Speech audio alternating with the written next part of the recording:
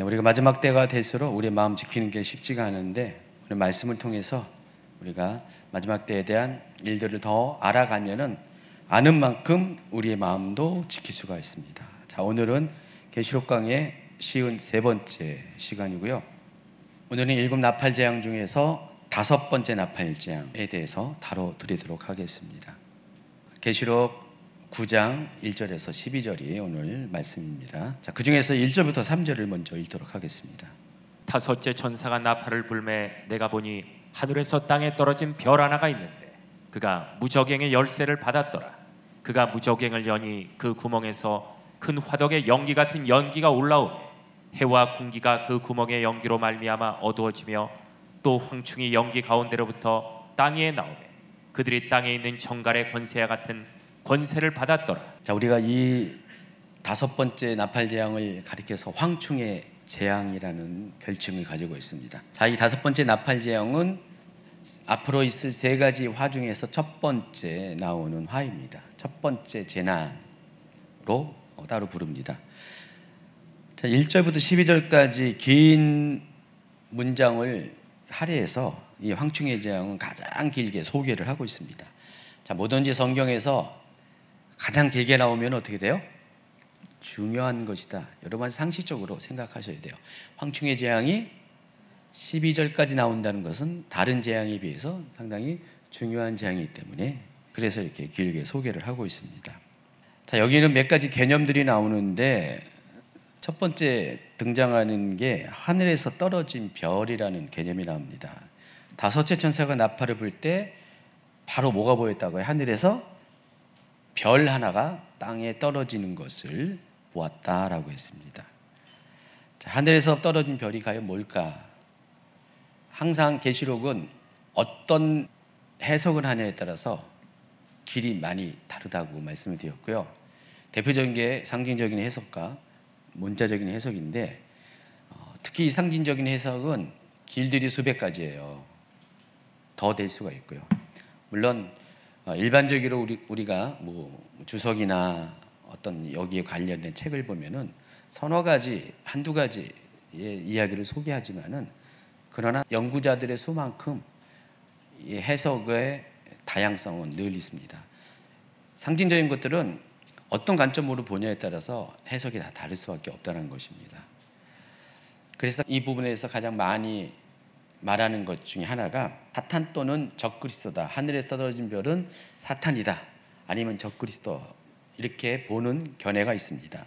다 뭐든지 성경 구절을 가지고 주장을 하는데 계시록 12장 7절, 8절, 9절을 또 이사야 14장 12절을 연속으로 읽어주시기 바랍니다. 하늘에 전쟁이 있으니 미가엘과 그의 사자들이 용과 더불어 싸울세. 용과 그의 사자들도 싸우나 이기지 못하여 다시 하늘에서 그들이 있을 것을 얻지 못한지라. 큰 용이 내쫓기니 옛뱀 곧 마귀라고도 하고 사탄이라고도 하며 온 천하를 꿰는 자라. 그가 땅으로 내쫓기니 그의 사자들도 그와 함께 내쫓기니라. 너 아침의 아들 계명성이여 어찌 그리 하늘에서 떨어졌으며 너 열국을 엎은 자여 어찌 그리 땅에 찍혔는고. 자, 이 두 구절을 근거로 해서 지금 특히 이사야 14장 12절을 보면은 너 아침의 아들 계명성이요 어찌 그리 하늘에서 떨어졌으며. 자, 계명성이 여러분 뭘 의미하는지 좀 상식적으로 알고 있죠? 사탄을 말하는 겁니다. 여기서 말하는 계명성은 사탄을 말하는 건데 사탄이 하늘에서 떨어진 것처럼 여기 또 계명성이라고 했잖아요. 별성자를 사용했잖아요. 아침에 뜨는 별. 그래서 하늘에서 떨어진 별이 그러면은 이사야 14장 12절에 이야기하는 하늘에 있는 그 계명성이 떨어졌는데 바로 그걸 가리킨다라고 주장하는 분들이 있습니다. 실제로 이런 얘기 많이 하세요. 여러분은 뭐 어차피 계시록에 대해서 아직까지는 지식이 없는 상태이기 때문에 본격적으로 연구를 하는 거 아니기 때문에 어차피 처음 듣는 분들이 더 많을 텐데 일단 이 계시록을 연구하는 분들 중에서 다수는 이 구절을 근거로 하늘에 떨어진 별을 계명성이다. 자, 봐라, 성경에 이런 말이 있지 않느냐. 거기다 계시록 12장에 보니까 또 거기서도 큰 용이 옛뱀이라고도 하고 마귀라기도 하고 사탄이라고 하는 온천을 깨는 그 존재가 하늘에서 쫓겨 내려오지 않았냐. 그게 이사야에서는 계명성이라고 불렀는데 바로 그와 같은 일이 벌어졌다. 왜냐하면 계시록 12장에 이와 같은 이야기를 하고 있으니까요. 이걸 근거로 사탄이라고 합니다. 또 그 하늘에 떨어진 별이 사탄이라고 하면은 그 하늘에서 떨어진 병이 뭘 가졌다고 했어요? 무저갱의 열쇠를 받았다라고 한다면은 결국은 이 사탄이 이 무저갱의 열쇠를 가지고 있다라고 또 해석이 가능하잖아요. 여러분 이 무저갱을 좀 소개하겠지만은 뭐 지옥 또 악한 존재들이 머무는 곳, 이 두 가지 정도로 성경을 통해서 우리가 이 무저갱의 개념에 대해서 우리가 알게 되는데 바로 그와 같은 곳을 열고 닫을 수 있는 권세를 가진 존재라면은 그러면은 그 악한 장소이기 때문에 악한 곳이 있는 악한 장소이기 때문에 그 사탄은 지옥에 있기 때문에 그래서 하늘에서 떨어진 별은 사탄이다 라고 주장하는 분들이 있어요. 여러분 어때? 나름대로 타당합니까? 타당한 것처럼 보이죠? 그런데 항상 성경은 맥락이 중요한 거죠. 계시록 전체의 흐름을 살펴보면은 계명석으로 소개한 바로 사탄, 이게 계시록에서는 하늘에 떨어진 별로 또 같이 매칭하는 요 주장은 맞지가 않다라는 것입니다. 왜냐면은 지금 우리가 나팔 재앙을 주관하는 주체가 누구예요? 하나님이잖아요. 근데 만약에 이 무저갱의 열쇠를 사탄이 관리한다면 어떻게 됩니까? 그 심판을 주관하시는, 재앙을 주관하시는 하나님과 대립에 서 있는 이 사탄이 그것을 관리한다. 그러면 전체 흐름과는 전혀 동떨어진 해석이라는 것입니다. 항상 맥락이 중요하고 전체 흐름이 중요한 건데 한 분만을 가지고 이건 이거다라고 1대1로 대응하는 것은 굉장히 오류가 있는 잘못된 해석이라는 겁니다. 해석 하나 잘못하면은요 성경을 푸는 어떤 전체의 흐름이 싹 바뀌고요. 그걸 통해서 인생이 바뀌어버립니다. 인생이 사람의 영적 생명이 오고 가는 아주 큰 실수를 범할 수도 있어요. 그래서 모든 심판의 주관자는 하나님이신데 그리고 그것을 실행하는 건 천사잖아요. 그렇기 때문에 이것을 사탄이라고 보아서는 안 된다는 것입니다. 추가적으로 이 시기에 적그리스도 활동이 본격적으로 시작되기 때문에 또 이것을 사탄의 하소인인 적그리스도로 보는 견해도 같이 있습니다. 그러나 사탄도 아니고 적그리스도도 아니고 그래서 이 하늘에 떨어진 별의 또 다른 후보, 실은 실제적인 강력한 후보는 천사라는 것입니다. 자, 계시록 20장 1절에도 지금 계시록 오늘 본문에처럼 하늘에 떨어진 별이 무저갱의 열쇠를 받았다고 그랬는데 그와 같은 이야기가 무저갱의 열쇠를 가진 이가 등장하는데 그게 계시록 20장 1절이에요. 또 내가 보매 천사가 무저갱의 열쇠와 큰 쇠사슬을 그의 손에 가지고 하늘로부터 내려와서 용을 잡으니 곧 이에 뱀이요 마귀요 사탄이라 잡아서 1000년 동안 결박하여 무저갱에 던져놓고 잠그고 그 위에 임봉하여 1000년이 차도록 다시는 만국을 미혹하지 못하게 하였는데 그 외에는 반드시 잠깐 노일이라. 자, 20장 1, 2, 3절을 보면은 제가 지금까지 얘기한 게 아주 명확하게 나오지 않아요? 천사가 무저갱의 열쇠를 갖고 큰 쇠사슬을 가지고 하늘로부터 내려왔다고 했습니다. 자, 계시록 9장 1절은 하늘에서 땅에 떨어진 별이 있는데 그가 무저갱의 열쇠를 받았다. 계시록 9장 1절과 20장 1절은 약간 다른 각도에서 표현한 것 같지만 결국은 뭐예요? 같은 존재를 얘기하는데 그가 누구라고요? 천사라는 것입니다. 계시록 9장 1절에는 하늘에서 땅에 떨어진 별로 묘사를 했는데 그 하늘에서 떨어진 별이 20장 1절에서는 천사라는 것입니다. 천사가 무저갱의 열쇠를 가지고 하늘로부터 내려왔다는 것입니다. 그런데 그 천사가 하는 일이 용을 잡았어요. 옛뱀이요 마귀요 사탄이라 하는 그 용을 잡아가지고 용용 죽겠지 그렇게 안 했고요. 용을 잡아가지고 무저갱에 집어넣었습니다. 그럼 용은요 무저갱 열쇠도 갖고 있지 않을 뿐더러 무저갱에 들어가고 나가는 거에서 자기가 이것을 어떻게 결정하는 게 아니라 오히려 자기는 지금 무저경에 던짐을 당하는 신세라는 것입니다. 그러니까 사탄이 거기에 주도권을 갖고 있는 게 아니라는 거예요.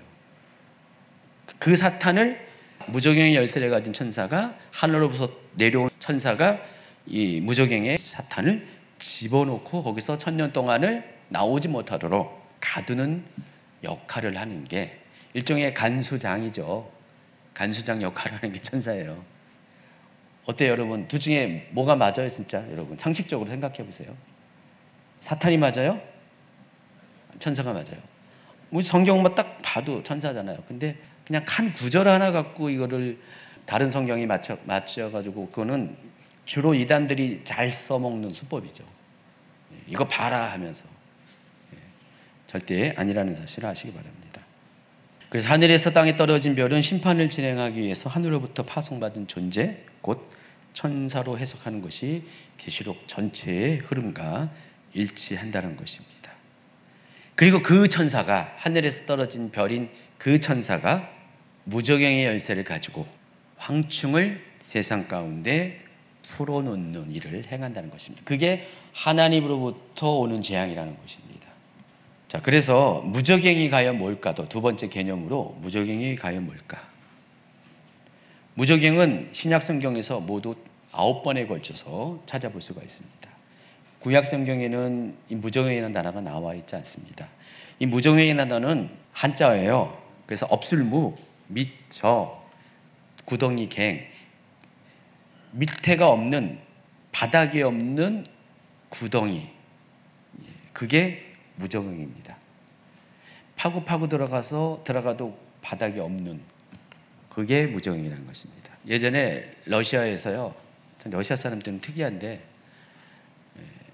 땅을 파는 실험을 했어요. 몇십 년 동안을 계속 이 지각을 해서 파고 들어가가지고요, 무려 만 몇천 미터까지 팠대요. 파다가 그 정도 가니까 온도가 몇백 도가 돼서 바닥을 파니까 아무것도 없고 밑에 불덩어리만 있는 거예요. 그러다가 이제 더 이상 팔 수가 없으니까 포기하는 그런 일이 있었는데, 땅을 파고 들어가면은 뭐가 있을 것 같아요, 여러분? 지옥이 있어요? 그래서 우리는 만 몇천 미터까지만 지금 파본 흔적이 있고요.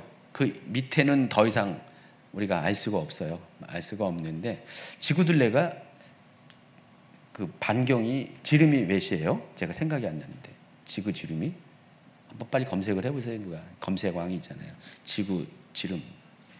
그래서 거기 반지름을 따지면, 땅을 파고 들어가면은 반지름을 따지면 이 땅속 깊이가 어느 정도라는 것들이 나오겠죠. 그 실험을 러시아에서 옛날에 했어요. 최근에 아니라 아주 오래 전에 해봤더니 거기는 그냥 불덩이가 있었다. 뭐 그 정도로 이렇게 실험이 끝났는데, 몇 미터예요?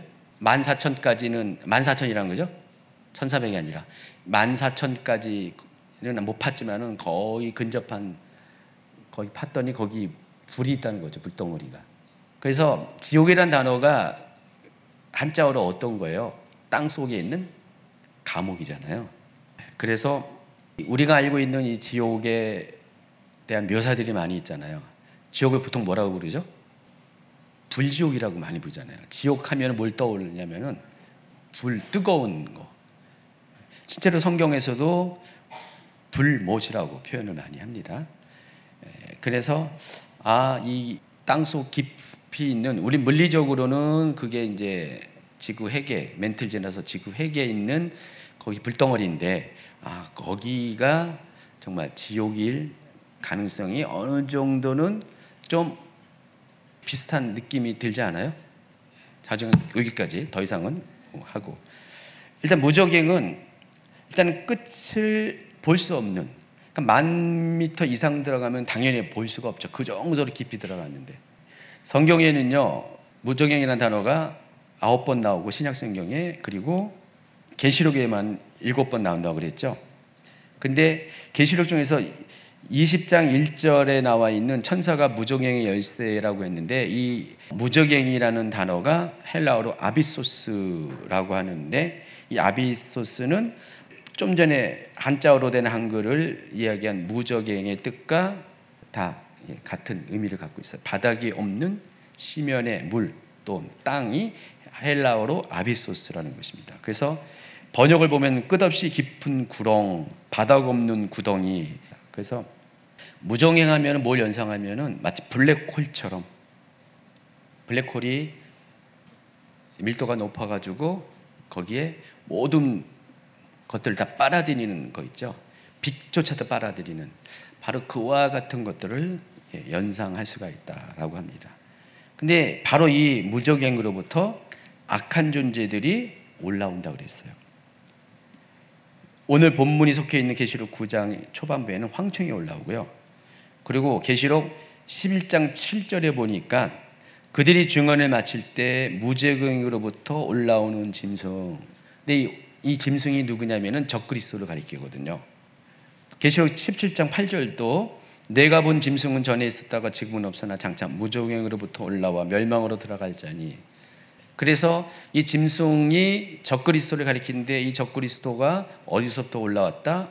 무적행으로부터 올라왔다 하고 성경은 이야기를 하고 있습니다. 그리고 계시록 20장 3절을 보면은 무적행에 넣어 잠그고라고 하면서 사탄이 1000년 동안 감금당하는 장소가 무적행이라고 그랬고요. 그리고 유다서 1장 6절도요. 또 자기 지위를 지키지 아니하고 자기 처소를 떠난 천사들이 큰 날의 심판까지 영원한 결박으로 흑암에 가두었다. 여기도 무적행의 개념으로 이야기하는 거고요. 베드로후서 2장 4절도 하나님이 범죄한 천사들을 용서하지 아니하시고 지옥에 던져 어두운 구덩이에 두어 심판 때까지 지키게 하셨다. 이것도 무적행을 가리키는 것이에요. 여러분, 포카혼타스라고 해서 디즈니 애니메이션이 있죠. 요거 보셨죠? 안 보셨나요? 들어는 봤죠? 너도 못 봤어요? 이 포카혼타스가 실존 인물이에요. 실존한 인물인데, 그 미국의 인디안 한 부족의 추장 딸이에요. 포카혼타스라는 여자 이름인데, 이 여자와 백인 남자와의 사랑을 러브 스토리를 영화한 것이 포카혼타스 디즈니 애니메이션입니다. 근데 이 여자가 실존 인물이에요. 실제로 영국 사람과 결혼해가지고 20대 때 요절했지만은 자주간 인디안과 원주민과의 사랑을 통해서 그때 당시에 백인들이 원주민들을 포용하고 화합하는 그 상징적인 인물로서 드러나는 사람입니다. 이걸 가지고 영화를 만들었는데, 이 포카혼타스라는 뜻이 어떤 뜻이냐면은 포카가 영이라는 뜻이래요. 인디언 부족 언어로 영이라는 뜻이고 혼타스가 무적행이라는 뜻이에요. 그래요. 포카혼타스는 무적행에서 불러온 영혼이에요. 알고 보면은 이게 참 이 뜻이 그렇죠. 굉장히 좋은 뜻은 아니에요. 영적인 뭔가 이렇게 암시가 있는 그런 영화이기도 합니다. 그래서 이 무적행이라는 것은 유다서 1장 6절과 베드로후서 2장 4절을 보면은 사탄과 범죄한 천사들이 불못에 던져지기 직전에 일시적으로 감금되는 장소라는 것을 알 수가 있습니다.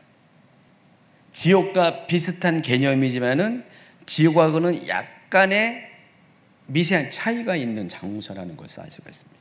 그러니까 무적행이라는 개념 자체는 바닥이 없고 심이 깊은 어두운 곳인데, 어두운 구덩이인데, 여기는 어떤 존재가 들어간다고요? 악한 존재들이 거기 들어간다는 거예요. 특히 사탄이 일시적으로 1000년의 시간 동안에 갇혀 있는 장소가 무적행이라는 것입니다.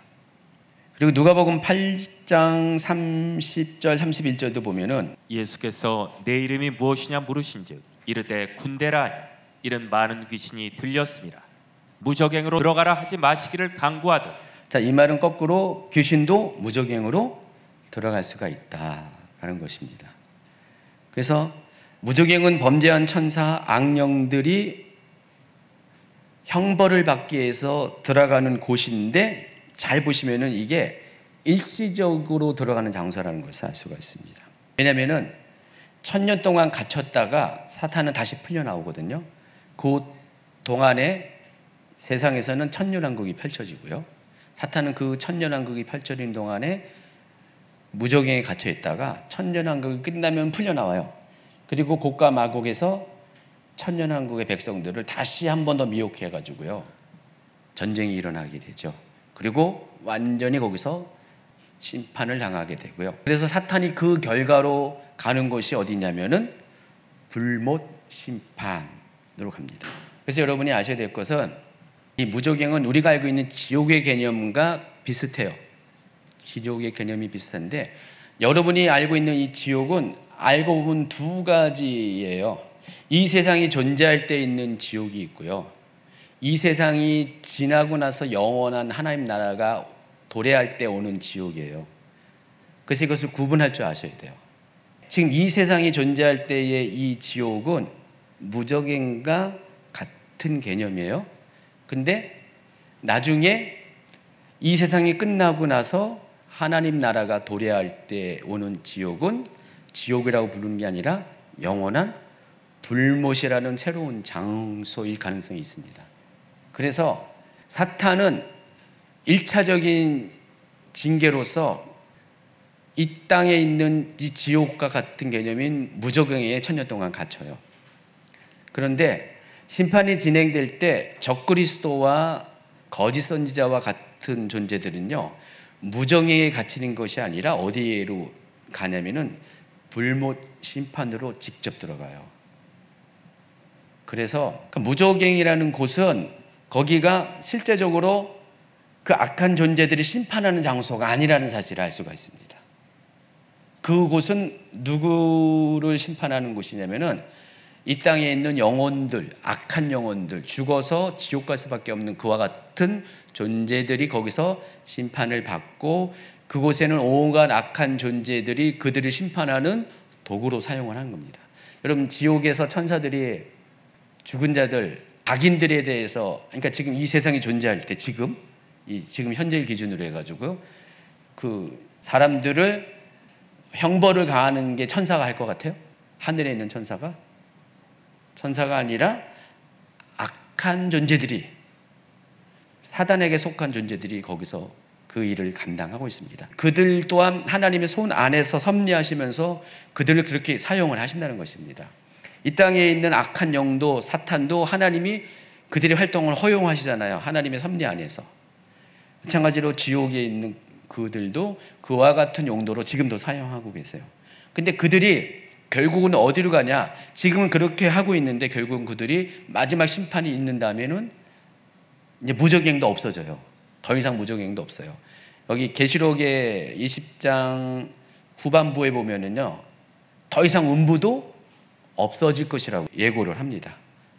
음부도 없어진대요. 그러니까 지옥도 없어진다는 거예요. 그러면서 지옥에서 악인들에 대해서 형벌을 주고 있던 그들도 똑같이 심판을 받는데 어디로 가냐? 계시록 21장의 영원한 불못 심판, 둘째 사막으로 갑니다. 그래서 계시록 19장, 20장으로 가면은요, 두 가지의 심판의 단계가 다 소개되고 있어요. 특히 계시록 19장 후반부와 20장 초반부를 보면은 적그리스도와 거짓 선지자는 심판을 받는데 무적행으로 들어가는 것이 아니라 그들은 다이렉트로 불못으로 들어가요. 최종적인 심판의 장소로 들어가요. 근데 사탄만 불못 심판을 가지 않고 무적행으로 들어간다는 거예요. 그래서 제가 이거를 뭐라고 표현했냐면은 무적행을 가리켜서 구치소, 여러분 쉽게 이해하기 위해서 구치소 가보셨어요? 저는 가봤는데 들어가서 면회는 가봤다는 거죠. 구치소는 뭐죠? 최종적인 판결이 나오기 전에 미결수들이 갇혀있는 장소잖아요. 임시적인 장소예요.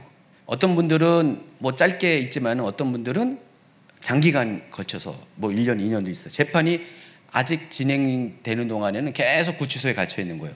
근데 거기도 똑같이 감옥이잖아요. 사람의 활동이 제한된 감옥이잖아요. 근데 거기는 진짜 감옥은 아니죠. 근데 만약에 판결이 다 끝났다, 재판이 대법원 재판까지 다 끝났다.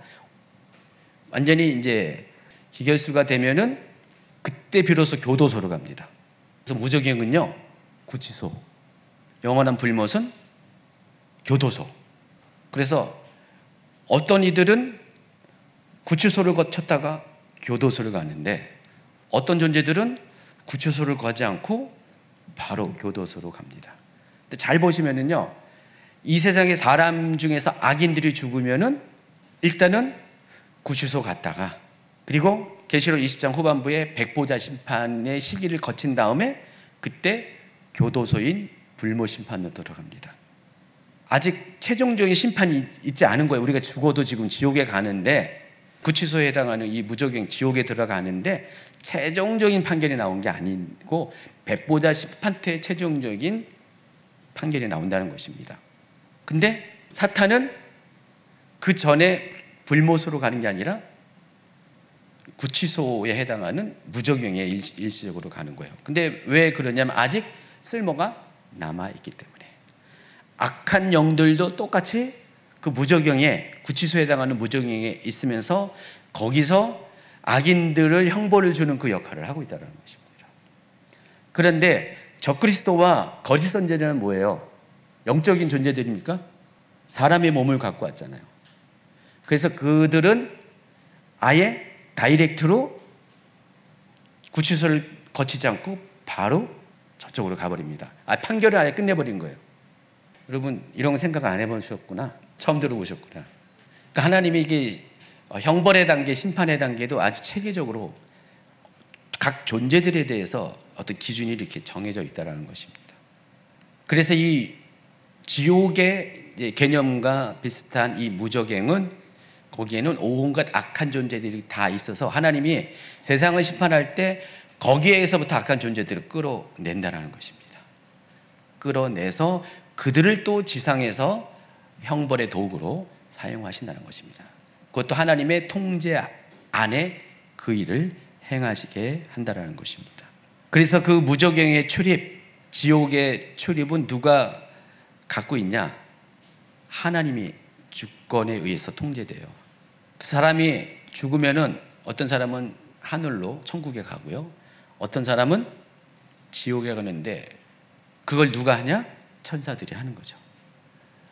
은하는 옛날에 염라대왕이 저승사자를 보낸다고 그랬는데, 아니에요. 천사들이, 천국에 갈 사람들은 천사들이 데려가고요, 지옥에 데려갈 사람들은 지옥에서 올라온 그 악한 존재가 끌고 가는 것입니다. 원래 하늘에 있는 천사나 지옥에 있는 악한 영이나 원래는 같은 천사였잖아요. 근데 역할이 분리가 돼서 그런 역할들을 하게 된다는 것입니다. 그래서 무적행은 철저하게 하나님의 통제하에 있다. 지옥은 하나님의 통제하에 있다. 자, 드디어 무적행의 열쇠를 가진 천사가 그 재앙의 문을 열게 됩니다. 그래서 계시록 9장 7절부터 10절은 이 황충의 모습에 대해서 다음과 같이 묘사를 합니다. 황충들의 모양은 전쟁을 위하여 준비한 말들 같고 그 머리에 금 같은 관 비슷한 것을 썼으며 그 얼굴은 사람의 얼굴 같고 또 여자의 머리털 같은 머리털이 있고 그 이빨은 사자의 이빨 같으며 또 철 호신경 같은 호신경이 있고 그 날개들의 소리는 병과 많은 말들이 전쟁터로 달려들어가는 소리 같으며 또 청갈과 같은 꼬리와 쏘는 살이 있어 그 꼬리에는 5달 동안 사람들을 해하는 권세가 있더라. 지금 사도 요한이 이 모습을 봤는데 회개한 모습이죠. 생전 처음 보는, 그렇죠? 황충을 처음 볼 수밖에 없죠. 그 무적행에서 황충이 막 올라오는 거예요. 그 땅속 깊은 심연에서 바로 지옥에서부터 황충이 막 올라오는 거예요. 근데 생긴 모양이 저렇게 생겼다는 거예요. 근데 마치 저기 모양이 메뚜기처럼 생겼다. 그래서 흠정용은 메뚜기라고 번역을 했어요. 메뚜기들이 올라온다는 거예요. 근데 우리가 알고 있는 그 메뚜기가 아니라 자세히 살펴보면은 겉으로 보면 메뚜기처럼 보이는데 저렇게 생겼다는 거죠. 왼쪽에 그림 보세요. 저렇게 생긴 황충이, 충이라는 것은 벌레잖아요. 그러니까 아마 사이즈가 조그말 것 같아요. 메뚜기만한 사이즈의 벌레들이 올라오는데 자세히 잡아놓고 보니까 머리는 어떻게 됐어요? 사람의 얼굴 같고요. 사람 얼굴처럼 보이죠. 그리고 머리털이 있어요. 여자의 머리털처럼. 이빨을 보니까 이빨이 사자 이빨 같이 생겼고요. 머리에는 금 같은 관을 쓰고 있어요. 몸통을 봤더니 몸이 꼭 말처럼 생겼어. 가슴에는 철갑을 두르고 있고요. 또 꼬리를 보니까 전갈과 같은 것이 있고 날개가 있어요. 그래서 첫 번째 그림에 있는 모습이 황충이라는 것입니다. 저게 황충이라는 거예요. 자, 근데 황충의 역할이 뭐냐? 5절에 보니까 또 그들에게 명령이 내려지기를 그 사람들을 죽이지는 말고 오직 5달 동안 고통만 주라고 하는데 그 고통은 마치 정갈이 사람을 쏠 때의 고통과 같은 것이라. 그 날들에는 사람들이 죽음을 구하여도 찾지 못할 것이요 또 죽이려고 애를 써도 죽음이 그들을 피하리라. 황충이 하는 것은 그 정갈과 같은 쏘는 꼬리를 가지고 사람들을 날아다니면서 쏘는 거예요. 황충이 날아와서 수없이 많은 황충이 그 땅 속에서 깊은 무저경에서부터 올라오겠죠. 그리고 사람들한테 가가지고 막 쏘는 거예요. 그 한 대 맞으면은 어느 정도 아프냐? 전갈을 쏘인 것처럼. 전갈이 여러분 한 번도 안 쏘여봤잖아요. 혹시 벌에 쏘여봤습니까? 저 옛날에 벌에 엄청 쏘인 적이 있었어요. 군대에 있을 때 훈련 나갔다가 벌집을 잘못 건드려가지고요. 자주가 그냥 산속에서 벌이 달려들어가지고 나중에 보니까 군화 속에도 해가지고 한 30군데 물렸어요. 제가 도망을 갔는데 나만 쫓아오는 거예요. 그래가지고 진짜 고생을 한 적이 있었거든요. 산에 있는 벌은 또 세잖아요. 그래가지고 잘못하면 거의 죽잖아요. 그거 한 며칠 동안 제가 진짜 굉장히 힘든데 그거 진짜 힘들었었거든요. 근데 그거는 약가죠. 전갈에 물리면은 이제 아주 큰 고통에다가 신경이 마비돼가지고 움직이지 못하고 뱀에 물려 볼 때도 뱀도 마찬가지로 굉장히 고통스럽죠. 근데 죽지를 않는 거예요. 무려 5개월 동안. 5개월 동안 죽지 않고 죽고 싶어도 못 죽어. 그 정도로 5개월 동안 고통이 있으면 막 자살을 하려고 그럴 거 아니에요. 죽고 싶어도 못 죽어요. 하나님이 그걸 허락하지 않아요. 여기 보니까 죽음을 찾아도 그들의 죽음이 피한다 그랬어요. 죽을 수도 없어요. 5개월 동안 이렇게 고통 가운데 보내게 된다는 것입니다. 근데 왜 하나님께서 이 5개월 동안 고통을 느끼게 하면서 죽지도 못하게 만들까요? 다음번에 6번째 재앙은 3분의 1이 죽거든요. 아주 깨끗하게 죽는데 여기서는 왜 안 죽을까요? 5번째 재앙에서는 마치 이것이 지옥에 들어가는 고통과 같을 거 아니에요. 살아도 살아있는. 그래서 아마 사람들이 그 5개월 동안 뭘 생각을 할까요? 지옥에 가면은 이런 고통이 있을 것이다. 제가 예전에, 요즘은 그런 거 없지만은 젊었을 때 그 신경성 대장 증상, 과민성 대장 증상 아시죠? 배가 갑자기 신경 쓰면은 막 복통이 일어나가지고요. 화장실 가서 뭔가 이렇게 쏟아내야지 좀 살아나는 거. 제가 옛날에 수시로 그랬었어요. 20대 때. 결혼하고도 그랬죠. 그래서 언젠가 한 번은 화장실에서 제가 기절을 했어요. 볼일을 보다가 과민성 대장 증상이 와가지고 쿵 소리가 나가지고 최 목사님이 이제 아이들 생생하죠? 뛰쳐왔더니 제가 그 자세로 앞으로 고꾸라진 거예요. 진짜 심했었어요. 제가 그때만 해도 굉장히 예민한 사람이에요. 상상이 안 가죠? 지금의 저하고는 상상이 안 가죠? 그때 굉장히 예민했고요. 좀 날카로웠어요. 제가 20대 초반에 연극을 조금 했는데 악역만 도맡아서 1인 7역 다 악역이었어요. 왜냐면 말 넣고 선이 아주 그냥 분명하니까 분장을 별로 안 해도 돼. 선이 딱 각해져 있으니까. 지금 모습하고 많이 다르죠. 굉장히 예민했었어요. 날카로웠고요. 아주 철두철미했죠. 아주 그냥 철저하게 계획적인 그런. 지금은 이제 무계획적인 어느 분과 살다 보니까 그분은 좀 계획적으로 좀 닮고 저는 그런 것에 좀 순화가 되고 해서 지금 많이 섞여 있는데, 그때 심했었어요. 그때 제가 그럴 때마다 뭘 생각한지 아세요? 지옥. 잘 살아야지. 그때마다 정말 그래서 은혜라니까요. 지옥을 생각했어요. 아, 지옥인 것보다 더 심하구나. 요 대장 증상은, 감염성 대장 증상은 그냥 짧으면 뭐 몇십 분 정도에 끝나지만은 뭐 1시간 이상 이렇게 아픈 건 아니니까.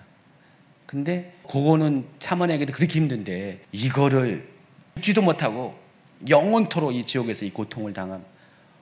끔찍해가지고요. 제가 굳이 사람들이 더 바르게 살아야 돼, 지옥까지 안 해야 돼, 이렇게 안 해도 알아서 제가 지옥 안 가려고 그렇게 했다니까요. 그 생각을 해보니까 5개월 동안 황충의 재앙을 통해서 고통을 겪을 때 사람들이 반응을 보니까 웬만한 사람들 정신 차리지 않을까요? 지옥 가면은 지금 이 지옥에서 올라온 황충들이 물었잖아요. 아마 그러면은 이 황충이 지옥에도 있을 거 아니에요. 그럼 지옥에서도 황충들이 계속 물 거가 아니에요.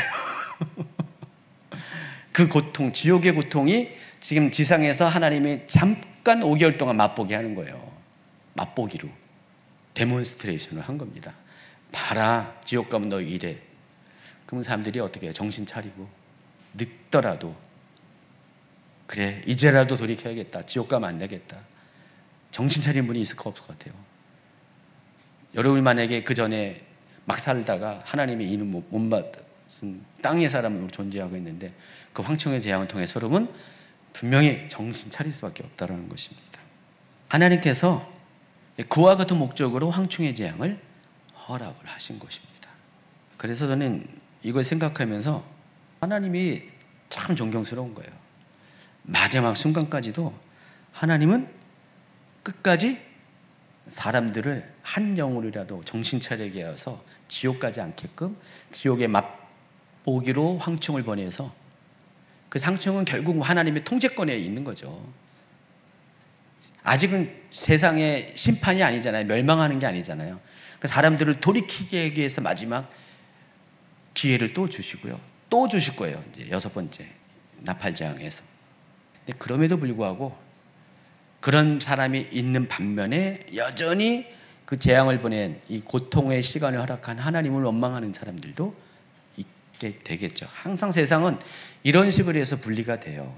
점점 심판이 가까우니까 그동안 약간 완전히 악한 쪽으로 돌이키지 않고 그래도 양심이 조금 살아남아 있는 사람들이 있을 것이고, 그리고 정말 악한 사람이 있을 것인데 그 구분까지도 하나님이 점점 중간지대가 없게끔 아예 선을 분명히 하죠. 그러니까 경고가 깊어지면 깊어질수록 사람들이 아주 분명히 줄을 설 수밖에 없게 된다는 것입니다. 그러나 이것은 화로 따진다면은, 3가지의 화로 따진다면은 첫 번째 화에 불과하고요.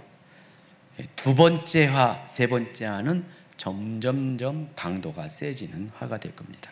자, 첫 번째 강의 여기서 마칩니다.